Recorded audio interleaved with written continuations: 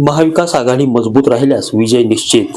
माजी आमदार नरसय्या आडम यांचा विश्वास.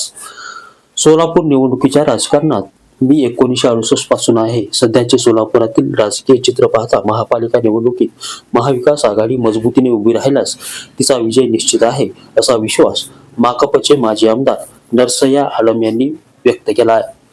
माकप कार्यालयात बोलताना कॉम्रेड नरसय्या आडम यांनी महाविकास आघाडी व्हावी यासाठी पूर्ण प्रयत्न करणार आहे असे सांगितले.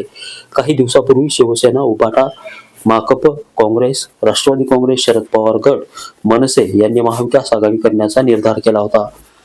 आम्ही 20 जागाची मागणी करणार आहोत. वाटाघाटी अंती 12 जागेपर्यंत खाली येऊ शकतो, मात्र त्यापेक्षा कमी जागा चालणार नाहीत. आम्ही लढवू. त्यापैकी 6 ते 7 जागावर आमचे नगरसेवक निवडून येतील. महाविकास आघाडीचे 52 ते 54 नगरसेवक विजयी होतील.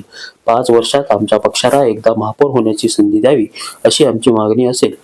घटक पक्षातील प्रत्येक पक्षाचा एकेका वर्षी महापौर निवडावा, अशी देखील आमची मागणी असेल, असेही माजी आमदार नरसय्या आडम यांनी सांगितलं. आम्ही आमच्या निवडणुकीचा खर्च भागवण्यासाठी कामगारांना वोट भी दो और नोट भी दो असे आवाहन करणार आहेत. त्या माध्यमातून 25 लाख रुपये गोळा करणार असल्याचेही आडम यांनी यावेळी सांगितले. सोलापूरहून विकास साठेसह नितीन बनसोडे, एकमत डिजिटल, सोलापूर.